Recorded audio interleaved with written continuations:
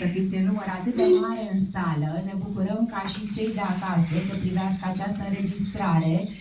Este vorba despre colinde de sărbători cu grupul de suflători de la Școala de Artă din Pitești, clasa profesorului Viorel Predoiu.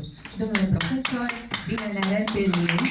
Bine v-am găsit, mulțumesc pentru invitație. În anul 1990 m-am înscris și eu la Școala de Artă, dar nu la grupul de suflători. Când m-am întâlnit cu Viorel, am zis, vreau să te am în emisiune, la Viața merge înainte.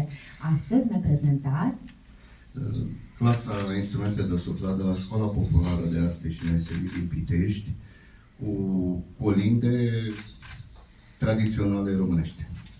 Este inedit ceea ce vom asculta și vom vedea.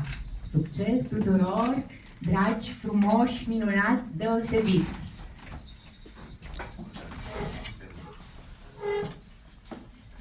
Thank you.